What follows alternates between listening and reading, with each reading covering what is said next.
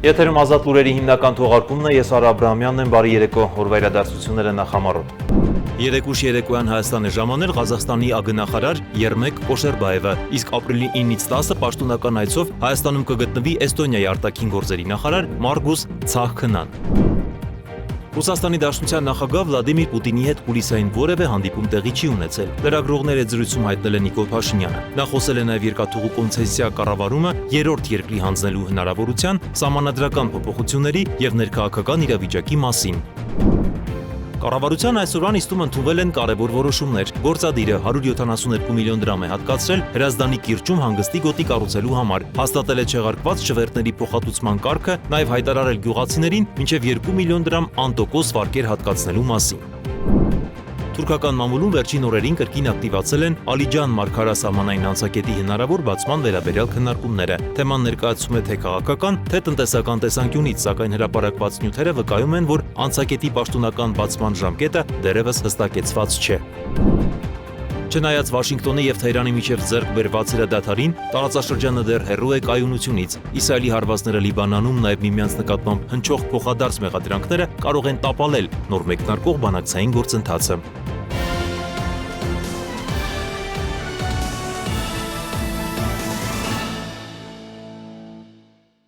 Երեկուշ երեկոյան Հայաստան է ժամանել Ղազախստանի արտաքին գործերի նախարար Երմեք Կոշերբաևը, այս մասին հայտնում են արտաքին գործերի նախարարությունից։ Հայաստանի եւ Ղազախստանի արտաքին գործերի նախարարների քննարկումները մեկնարկել են աշխատանքային ընթրիքի ձևաչափով։ Հանդիպումները շարունակվել են այսօր, տեղի է ունեցել Միրզոյան Կոշերբաև առանձնազրույցը, որին կհետևի ընդլայնված կազմով հանդիպումը։ Իսկ ապրիլի 9-ից 10-ը պաշտոնական այցով Հայաստանում կգտնվի Էստոնիայի արտաքին գործերի նախարար Մարգուս Ցահքնան։ Ապրիլի 10-ին Հայաստանի արտգործնախարարությունում կգանա արտաքին գործերի նախարար Արարատ Միրզոյանի հետ հանդիպումը, որին կհաջորդի նախարարների համատեղ մամուլի ասուլիսը։ Ռուսաստանի Դաշնության նախագահ Վլադիմիր Պուտինի հետ կուլիսային որևէ հանդիպում տեղի չի ունեցել, ընդամենը եղել է աշխատանքային ճաշ, որտեղ բարեկամաբար զրուցել ենք տարբեր հարցերի շուրջ։ Այս մասին լրագրողների հետ զրույցում հայտնել է վարչապետ Նիկոլ Փաշինյանը։ Նա խոսել է նաև երկաթուղու կոնցեսիոն կառավարումը երրորդ երկրի հանձնելու հնարավորության, սահմանադրական փոփոխությունների եւ ներքաղաքական իրավիճակի մասին։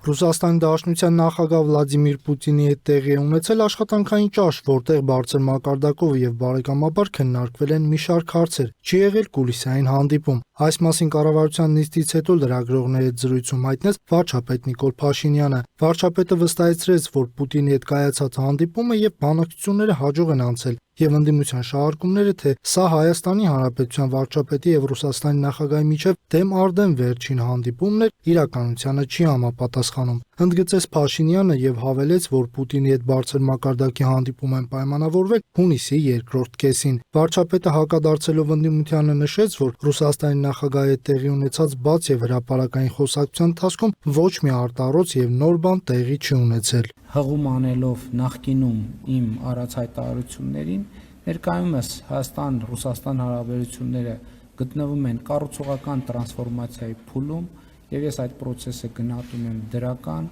եւ մենք մեր սկզբունքը շարունակաբար պահելու ենք, մենք երկխոսության բարեկամական երկխոսության տրամաբանությունից դուրս չենք գալու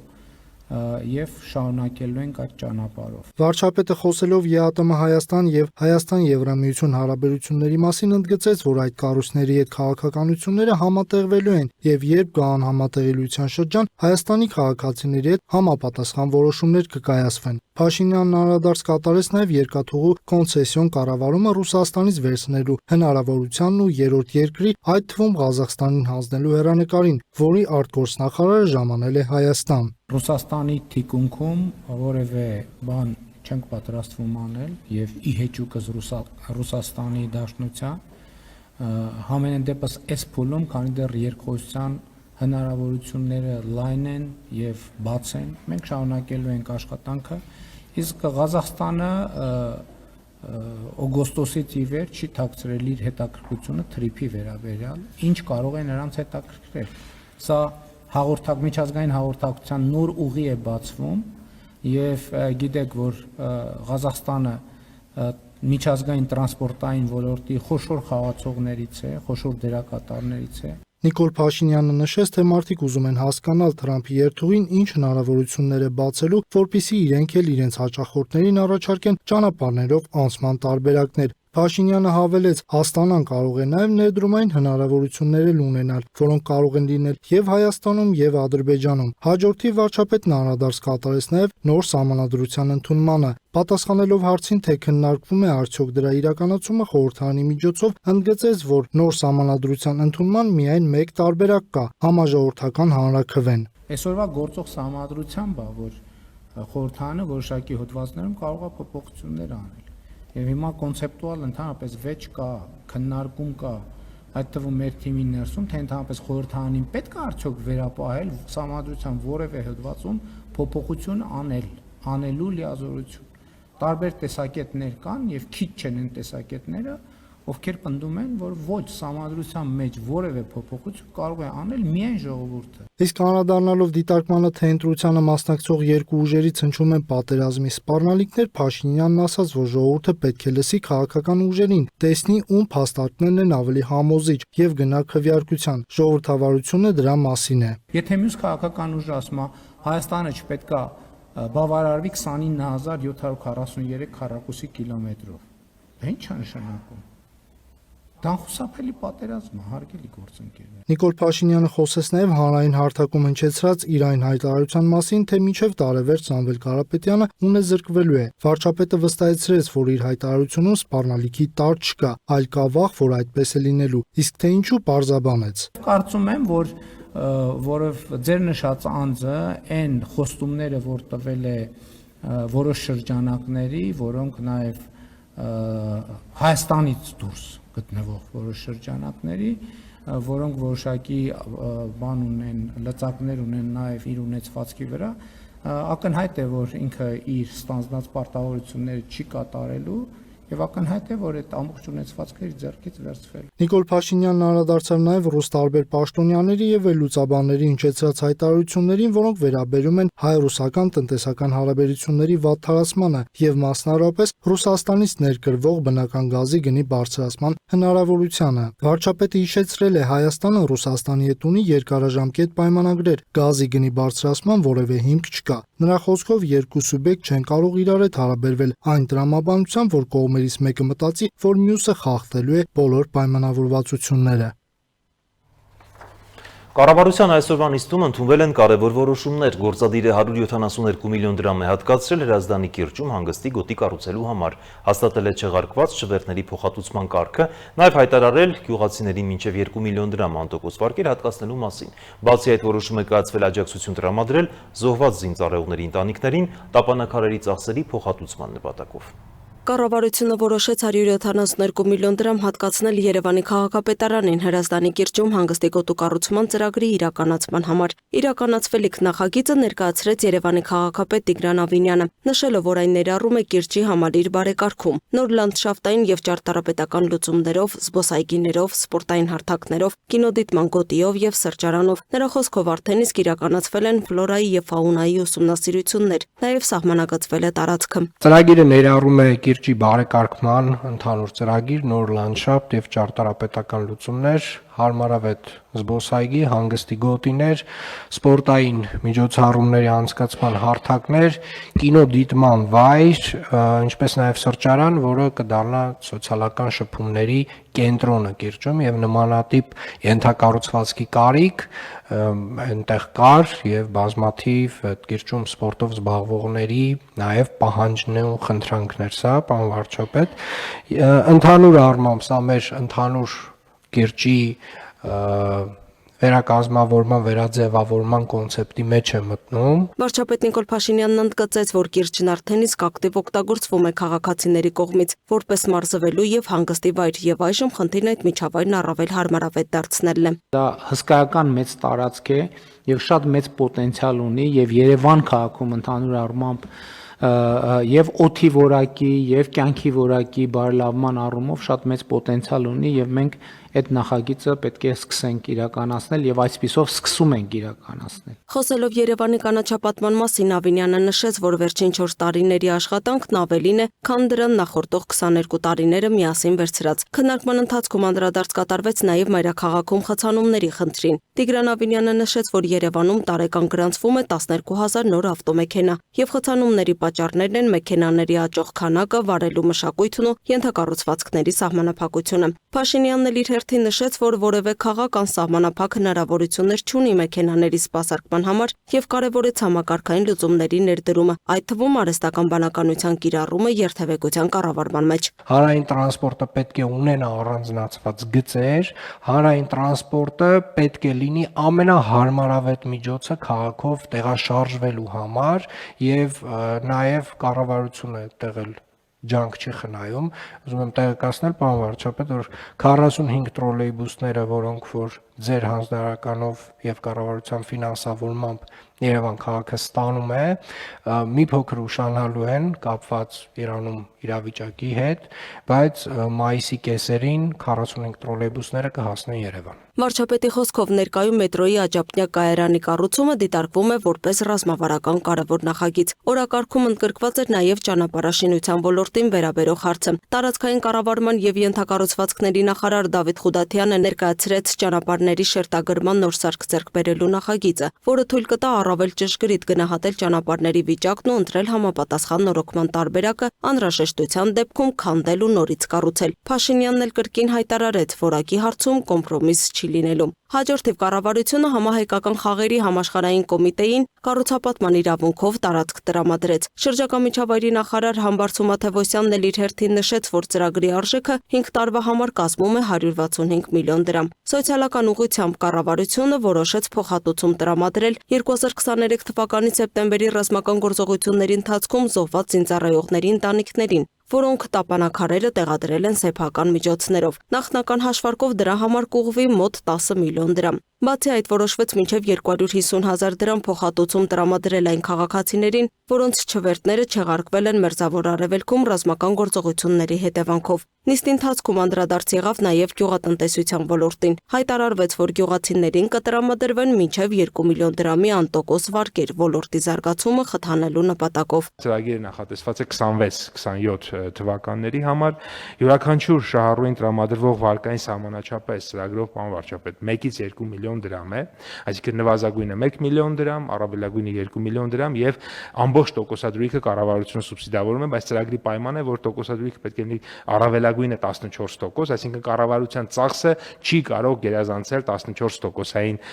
կետը եւ այդ ամբողջ 14%-ային կետն էլ կառավարությունը կսուբսիդավորի, որի արդյունքում մեր գյուղացիական տնտեսությունները 0%-ով վարկ կարողանան ձեռք բերել, վարկի մարման ժամկետը մինչև 3 տարի է։ Այսինքն, եթե մեր քաղաքացիները վերցնեն 2 միլիոն դրամ, առաջին 6 ամսվա ընթացքում ոչինչ չեն վճարի։ Տոկոսադրույքները կվճարի պետությունը, իսկ 6-րդ ամսից սկսած նրանք սկսեն վճարել մայրգումարը։ Ի դեպ, վարչապետի խոսքով 2018 թվականից հետո պետբյուջեում գեներացված լրացուցիչ 6.6 միլիարդ դոլարից 4 միլիարդը տարբեր ծրագրերով վերադարձվել է քաղաքացիներին։ Լուսինե Գրիգորյան, Ֆրինյուզ, Ազատ լուրեր։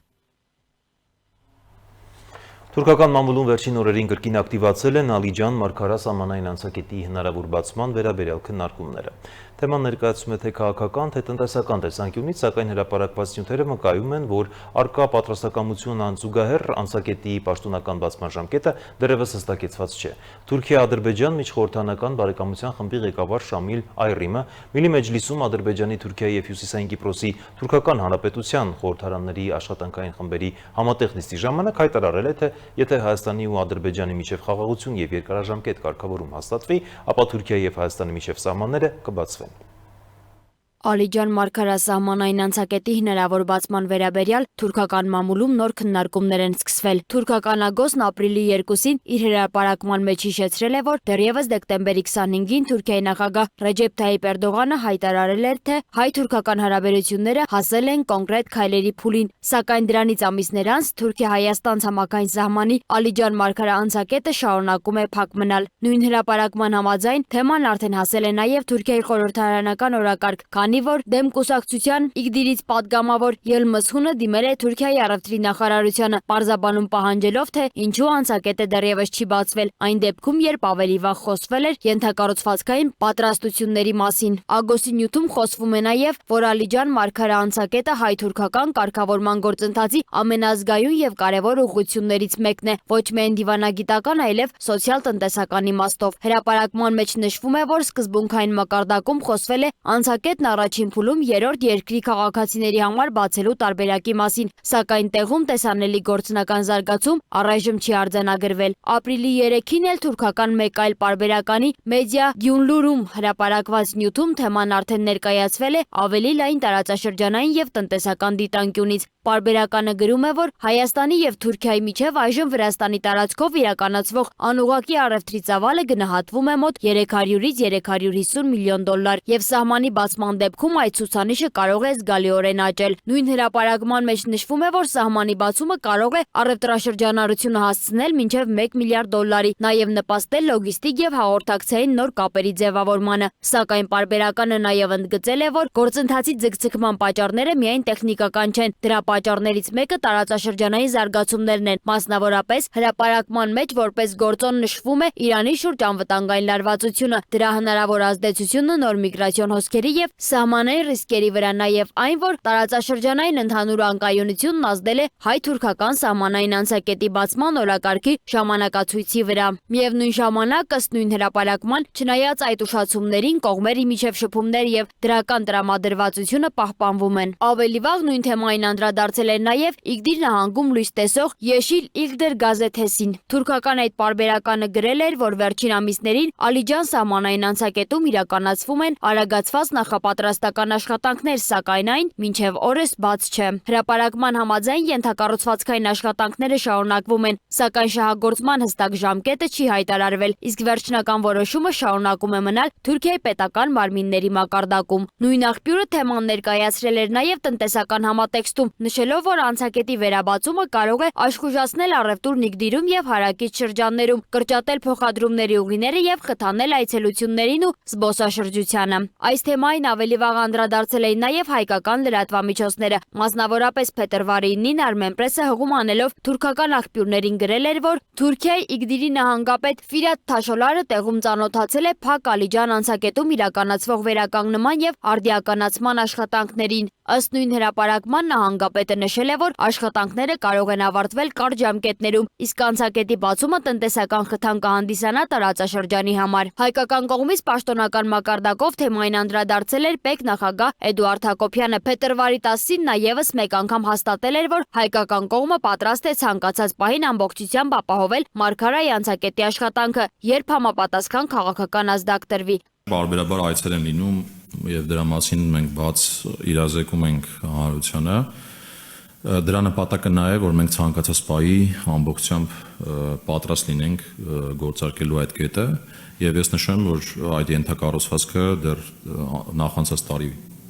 ըստ էության պատրաստվել է։ Մենք ամբողջությամբ վերազինված պատրաստ կետ ունենք եւ ունենք նաեւ ըստ անհրաժեշտության աշխատակիցների խումբ, ովքեր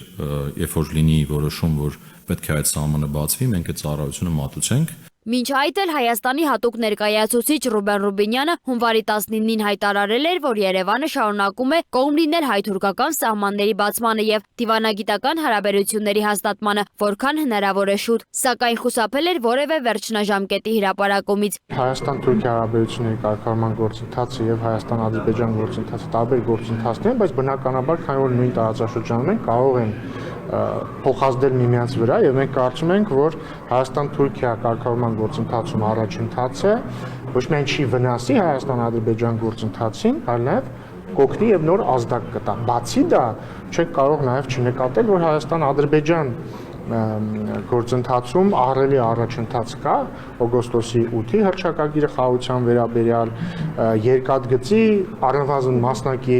ապաշրջափակումը եւ այսպես շարունակ։ Իդեպ Թուրքիան Հայաստանի հետ ցամաքային սահմանը փակել էր դեռ 1990-ականների սկզբից, իսկ հայ-թուրքական կարգավորման գործընթացում սահմանի բացումը դիտարկվում է որպես առանցքային քայլերից մեկը։ Այդ պատճառով Ալիջան Մարգարը անցակետի շուրջ ցանկացած նոր ակտիվություն ուշադրության կենտրոնում է հայտնվում թե քաղաքական, թե տնտեսական տեսանկյունից։ Սակայն ապրիլի 9-ի դրությամբ ոչ թուրքական, ոչ հայկական կողմը բացման պաշտոնական ամսաթիվ դեռ չի հայտարարել։ Սոնա Գիշյան, Free News, Ազատ լուրեր։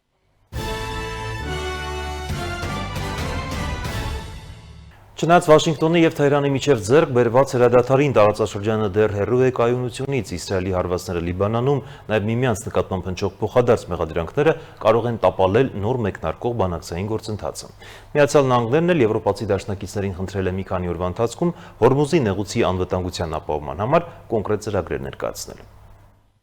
Մերձավոր Արևելքում իրավիճակը շարունակում է մնալ լարված, չնայած Միացյալ Նահանգների եւ Իրանի միջև ձեռք բերված երկշաբաթյա հրադադարի մասին հայտարարությանը։ Միացյալ Նահանգների նախագահ Դոնալդ Թրամփը հայտարարել է, որ համաձայնել է հրադադարին, ընդգծելով, որ ամերիկյան զինված ուժերը կատարել եւ նույնիսկ գերակատարել են իրենց առջեւ դրված բոլոր ռազմական խնդիրները։ Սպիտակ տան մամուլի քարտուղար Քերոլայն Լևիթը այս գործողությունը բնութագրել է որպես էպիկական կատաղություն, նշելով, որ այն ի սկզբանե նախատեսված էր 4-ից 6 շաբաթ տևողությամբ։ Հրադադարն ըստ Վաշինգտոնի պետք է ճանապարհ հարթի վերջնական համաձայնագրի համար։ Միացյալ Նահանգները հայտարարել է, որ Իրանի ներկայացրած 10 կետից բաղկացած առաջարկը դիտարկվում է որպես բանակցությունների հիմք եւ կողմերի միջև հիմնական տարաձայնությունների մեծ մասը նախապես համաձայնեցված է։ Իր հերթին Իրանը հայտարարում է, որ հասել է պատմական հաղթանակի, ստիպելով Միացյալ Նահանգներին ընդունել իր պահանջները։ Միաժամանակ կողմերի հայտարարություններն էականորեն հակասում են միմյանց։ Վաշինգտոնը պնդում է, որ իր կարմիր գծերը, մասնավորապես Իրանում ուրանի հարստացման դադարեցումը, չեն փոխվել, մինչդեռ Թեհրանը հակառակը ընդգծում է իր միջուկային ծրագրի շարունակականությունը։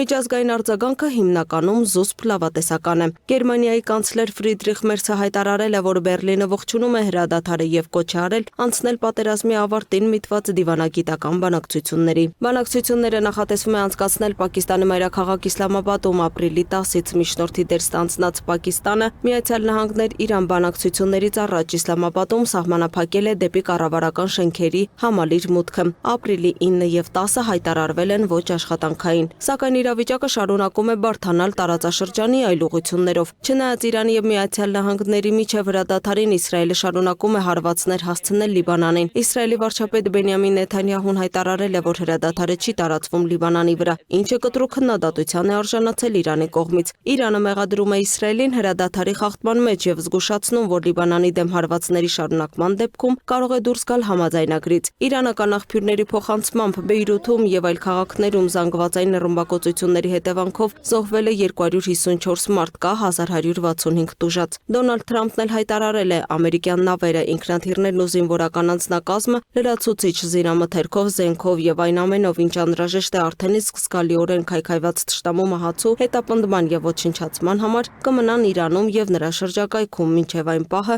երբ ձեռք բերված իրական համաձայնագիրը լիովին կատարվի։ Լարվածությունը մեծանում է նաև Հորմուզի նեղուցի շուրջ։ Թրամփը հայտարարել է, որ հրադադարի կարևոր պայմաններից է նավագնացության ազատությունը նեղուցում, մինչդեռ իրանական կողմը ժամանակավորապես սահմանափակել է նավերի անցումը։ Միևնույն ժամանակ ամերիկյան ռազմական ղեկավարությունը պնդում է, որ հասցվել է լուրջ հարված Իրանի ռազմական ենթակառուցվածքներին։ Միացյալ Նահանգների զինված ուժերի տվյալներով ոչնչացվել է Իրանի հակաօդային պաշտպանության եւ հրթիռային ենթակառուցվածքների զգալի մասը։ Չնայած հրադադարին Վաշինգտոնն ընդգծում է, որ իր զորքերը շարունակում են մնալ մարտական պատրաստության բարձր մակարդակում, նշելով, որ սա ընդամենը դադար է, ոչ թե վերջնական խաղաղություն։ Ստացվում է, որ Մերձավոր Արևելքում ձևավորվում է փխրուն հավասարակշռություն։ Մի կողմից դիվանագիտական գործընթացի մեկնարկ, մյուս կողմից շարունակվող ռազմական գործողություններ եւ փոխադարձ մեղադրանքներ։ Առաջիկա օրերին Իսլամաբադում կայանալիք բանակցությունները կարող են որոշիչ լինել, պարզելու համար, արդյոք այս հրադադարը կվերածվի երկարաժամկետ խաղաղության, թե տարածաշրջանը կրկին կվերադառնա լայնածավալ պատերազմի։ Լուսինե Գրիգորյան, Free News, Ազատ լուրեր։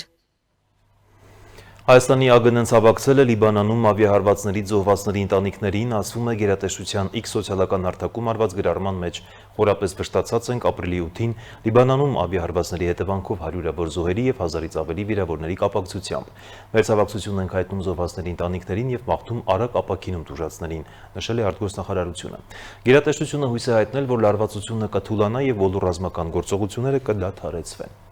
Իսրայելի պաշտպանության բանակն էլ հայտարարել է, որ Բեյրութում իրականացված օդային հարվածի հետևանքով սպանվել է Հեզբոլլահի առաջնորդ Քասեմի անձնական քարտուղար եւ խորհրդական Հարշին։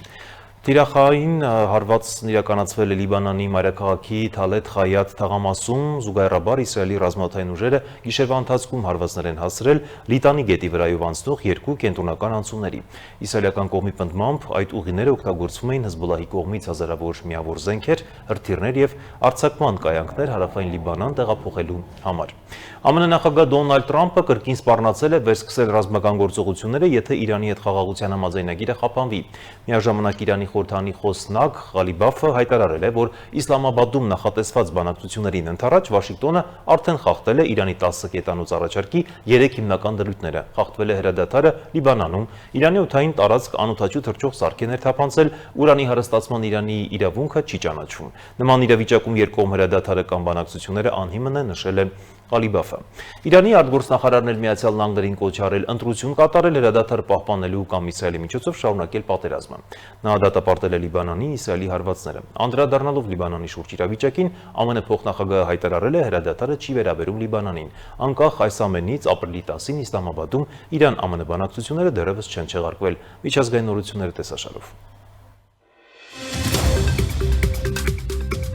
Ռուսական անօդաչու թռչող սարքերի հարվածների հետևանքով Ուկրաինայի Օդեսայի մարզում մեկ քաղաքացի է զոհվել, վնասվել է էլեկտրական ենթակայանը։ Այս մասին հայտնել է մարզի ղեկավար Օլեգ Կիպերը, նշելով, որ ենթակայանի վթարային ծառայությունները տուժել են, սակայն աշխատակիցների շրջանում զոհեր չկան։ Էներգետիկ ընկերությունը եւս հաստատել է, որ ենթակայաններից մեկը վնասվել է, ընդգծելով, որ վերականգնողական աշխատանքները կսկսվեն համապատասխան հրահանգներից հետո։ Զոհ է գրանցվել նաեւ Զապորոժիայի մարզում, իսկ Դնեպրոպետրովսկի մարզում ռուսական ԱԹՍ-ներն ու հրետանին գրեթե 40 հարված են հասցրել տարբեր բնակավայրերի ուղղությամբ։ Հարվածներ են գրանցվել նաև Սլավյանսկում, Խերսոնի եւ Սումի մարզերում, որոնք շարունակում են մնալ ակտիվ մարտական գործողությունների գոտիներ։ Ուկրաինայի զինված ուժերի հարձակումների հետևանքով Ռուսաստանի Բելգորոդի մարզում վիրավորվել է 3 մարդ, 1 խաղաղ բնակիչ եւ Օրլան ստորաբաժանման 2 մարտիկ։ Այս մասին հայտնել է մարզպետ Վյաչիսլավ Գլատկովը։ Նրա խոսքով Գրայվորոն քաղաքում դրոնը հարվածել է ավտոմեքենա, ինչի հետևանքով տղամարդը ստացել է դեմքի, գլխի եւ կրծքավանդակի բեկորային վնասվածքներ։ Տուժածը տեղափոխվել է հիվանդանոց եւ հետագայում կուղարկվի Բելգորոդ։ Բացի այդ, Շեբեկինոյում ծառայողական առաջադրանք կատարելիս վիրավորվել են Օրլան ստորաբաժանման 2 մարտիկներ։ Նրանք ստացել են տարբեր աստիճանի մարմնական վնասվածքներ։